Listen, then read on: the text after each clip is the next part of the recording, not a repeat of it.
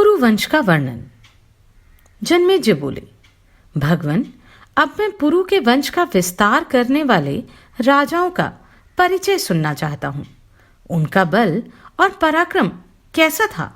वे कैसे और कितने थे? मेरा विश्वास है कि इस वंश में पहले कभी किसी प्रकार भी कोई ऐसा राजा नहीं हुआ जो शील रहित, बल पराक्रम से शून्य अथवा संतानहीन रह गया हो। तपोधन, जो अपने सदाचार के लिए प्रसिद्ध और विवेक संपन्न थे, उन सभी पुरुवंशी राजाओं के चरित्र को मुझे विस्तार पूर्वक सुनने की बहुत इच्छा है। वैशंपायन जी कहते हैं, जन्मेजय, तुम मुझसे जो कुछ पूछ रहे हो वह सब मैं तुम्हें बताऊंगा। पुरु के वंश में उत्पन्न हुए वीर नरेश इंद्र के समान तेजस्वी, अत्यंत धनवान, परम पराक्रमी तथा समस्त शुभ लक्षणों से सम्मानित थे। उन सब का परिचय देता हूं। पुरु की पौष्टी नामक पत्नी के गर्भ से प्रवीर, ईश्वर तथा रौद्राश्व नामक 3 महारथी पुत्र हुए। इनमें से प्रवीर अपनी वंश परंपरा को आगे बढ़ाने वाले हुए। प्रवीर के पुत्र का नाम मनस्यु था, जो शूरसेनी के पुत्र और शक्तिशाली थे। कमल के समान नेत्र वाले मनुष्यु ने चारों समुद्र से घिरी हुई समस्त पृथ्वी का पालन किया। मनुष्यु के सौवीरी के गर्भ से 3 पुत्र हुए, शक्त, संघनन और वागमी। वे सभी शूरवीर और महारथी थे। पुरु के तीसरे पुत्र मनस्वी रौद्राक्ष के मिश्रकेशी अप्सरा के गर्भ से अन्वगभानु आदि 10 महाधनुर्धर पुत्र हुए, जो सभी यज्ञकर्ता, शूरवीर, संतानवान, अनेक शास्त्रों के विद्वान, संपूर्ण अस्त्र विद्या के ज्ञाता तथा धर्मपरायण थे। उन सबके नाम इस प्रकार हैं: ऋचेयु, कक्षेयु, पराक्रमी, कृकणेयु, स्थंडिल्यु, वन्येयु, महायशस्वी जलेयु, बलवान और बुद्धिमान तेजेयु, इंद्र के समान पराक्रमी सत्येयु, धर्मेयु और 10वें देवतुल्य पराक्रमी संतेयु। ऋचेयु, जिनका नाम अनाधृष्टि भी था, अपने सब भाइयों में वैसे ही विद्वान और पराक्रमी हुए जैसे देवताओं में इंद्र। वे भूमंडल के चक्रवर्ती राजा थे। अनाधृष्टि के पुत्र का नाम मतिनार था। राजा मतिनार राजसूय तथा अश्वमेध यज्ञ करने वाले एवं परम धर्मात्मा थे। राजा मतिनार के 4 पुत्र हुए, जो अत्यंत पराक्रमी थे। उनके नाम ये हैं: तंसु, महान, अतिरथ और अनुपम तेजस्वी द्रुहियु।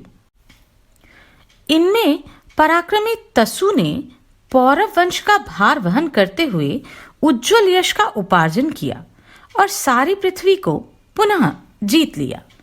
पराक्रमी तसु ने इरलिन नामक पुत्र उत्पन्न किया, जो विजयी पुरुषों में श्रेष्ठ था। उसने भी सारी पृथ्वी पर राज्य किया। इरलिन ने रथंतरी नाम वाली अपनी पत्नी के गर्भ से 5 महाभूतों के समान दुष्यंत आदि 5 राजपुत्रों को पुत्र रूप में उत्पन्न किया। उनके नाम ये हैं: दुष्यंत, शूर, भीम, प्रवसु तथा वसु। जन्मेजय, इनमें सबसे बड़े होने के कारण राजा दुष्यंत ने ही राज्य को ग्रहण किया। दुष्यंत से विद्वान राजा भरत का जन्म हुआ, जो शकुंतला के पुत्र थे। उन्हीं से भरतवंश का महान यश फैला। भरत ने अपनी 3 रानियों से 9 पुत्र उत्पन्न किए, किंतु ये मेरे अनुरूप नहीं है। ऐसा कहकर राजा ने उन शिशुओं का अभिनंदन नहीं किया। तब उन शिशुओं की माताओं ने कुपित होकर उनको मार डाला। इससे महाराज भरत का वह पुत्रोत्पादन व्यर्थ हो गया। तब महाराज भरत ने बड़े बड़े यज्ञों का अनुष्ठान किया और महर्षि भारद्वाज की कृपा से एक पुत्र प्राप्त किया, जिनका नाम भूमन्यु था। भरत श्रेष्ठ तदनंतर पौरव कुल का आनंद बढ़ाने वाले भरत ने अपने को पुत्रवान समझकर भूमन्यु को युवराज के पद पर अभिषिक्त किया। भूमन्यु के दिविरथ नामक पुत्र हुआ। उसके सिवा सुहोत्र, सुहोता, सुहवि, सुयजु और ऋचिक भी भूमन्यु के ही पुत्र थे। वे सब पुष्करिणी के गर्भ से उत्पन्न हुए थे। इन सब क्षत्रियों में सुहोत्र ही ज्येष्ठ थे, अतः उन्हीं को राज्य मिला। राजा सुहोत्र ने राजसूय तथा अश्वमेघ आदि अनेक यज्ञों द्वारा यजन किया और समुद्र पर्यंत संपूर्ण पृथ्वी का, जो हाथी घोड़ों से परिपूर्ण तथा अनेक प्रकार के रत्नों से संपन्न थी, उपभोग किया। जब राजा सुहोत्र धर्मपूर्वक प्रजा का शासन कर रहे थे, उस समय सारी पृथ्वी हाथी, घोड़ों, रथ और मनुष्यों से भरी हुई थी। उन पशु आदि के भारी भार से पीड़ित होकर राजा सुहोत्र के शासन काल की पृथ्वी मानो नीचे धसी जाती थी। उनके राज्य की भूमि लाखों चैत्यों अर्थात देव मंदिरों और यज्ञ यूपों से चिन्हित दिखाई देती थी। सब लोग हृष्ट-पुष्ट होते थे। खेती की उपज अधिक हुआ करती थी। इस प्रकार उस राज्य की पृथ्वी सदा ही अपने वैभव से सुशोभित होती थी। भारत राजा सुहोत्र से एक्ष्वाकी ने अजमीढ़, सुमीढ़ तथा पुरुमीढ़ नामक 3 पुत्रों को जन्म दिया। उनमें अजमीढ़ ज्येष्ठ थे। उन्हीं पर वंश की मर्यादा टिकी हुई थी। जन्मेजय, उन्होंने भी 3 स्त्रियों के गर्भ से 6 पुत्रों को उत्पन्न किया। उनकी धूमिनी नाम वाली स्त्री ने ऋक्ष को, नीली ने दुष्यंत और परमेष्टि को तथा केशिनी ने जह्यु, व्रजन तथा रूपिणी इन 3 पुत्रों को जन्म दिया। इनमें दुष्यंत और परमेष्टि के सभी पुत्र पांचाल कहलाए। राजन, अमित तेजस्वी जुलू के वंशज कुशिक नाम से प्रसिद्ध हुए। व्रजन तथा रूपिण के ज्येष्ठ भाई ऋक्ष को राजा कहा गया। ऋक्ष से संवरण का जन्म हुआ। राजन, वे वंश की वृद्धि करने वाले पुत्र थे।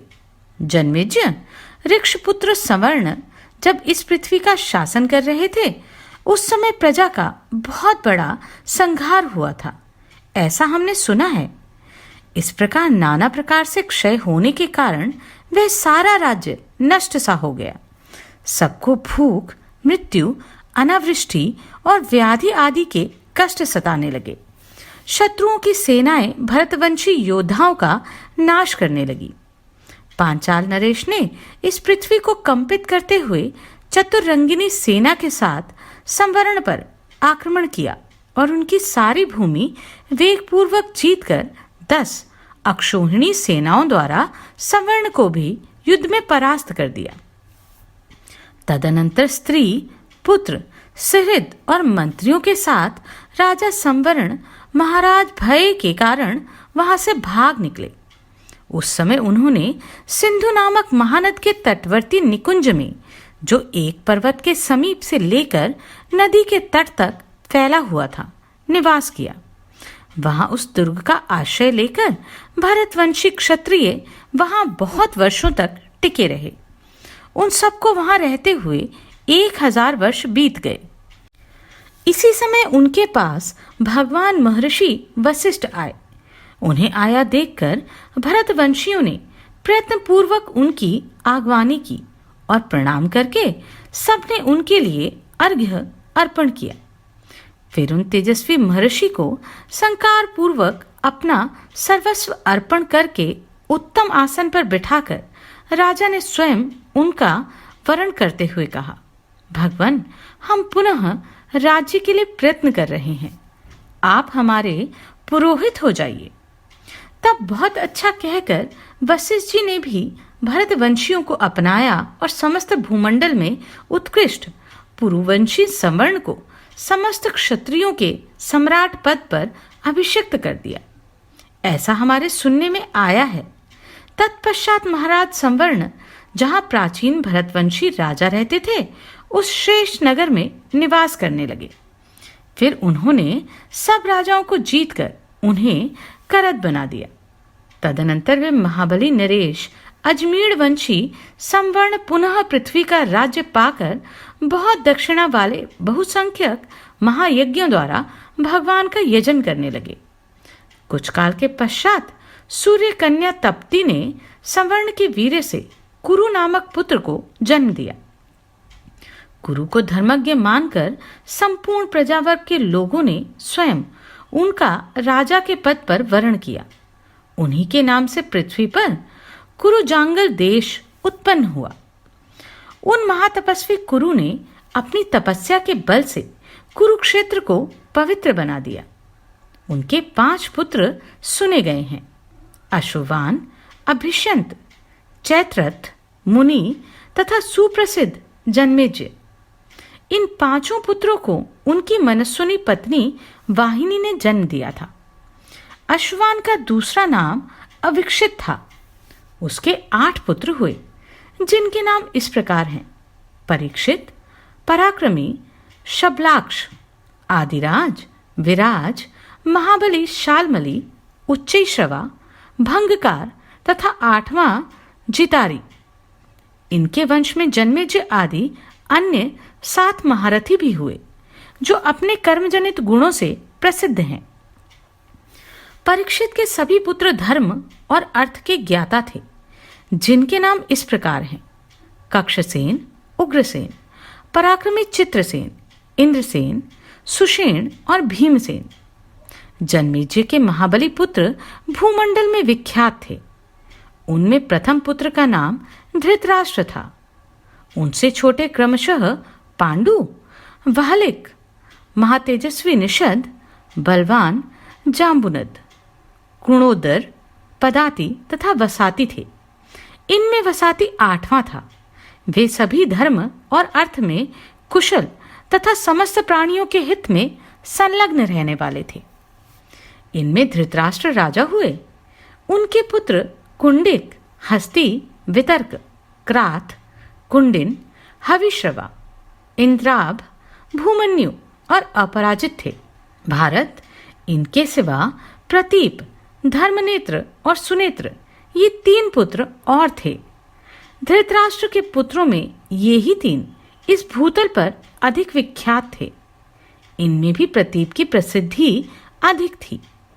भूमंडल में उनकी समानता करने वाला कोई नहीं था। भरत श्रेष्ठ प्रतीप के 3 पुत्र हुए: देवापी, शांतनु और महारथी बाहलिक। इनमें से देवापी धर्माचरण द्वारा कल्याण प्राप्ति की इच्छा से वन को चले गए, इसलिए शांतनु एवं महारथी बाहलिक ने इस पृथ्वी का राज्य प्राप्त किया। राजन, भरत के वंश में सभी नरेश धैर्यवान एवं शक्तिशाली थे।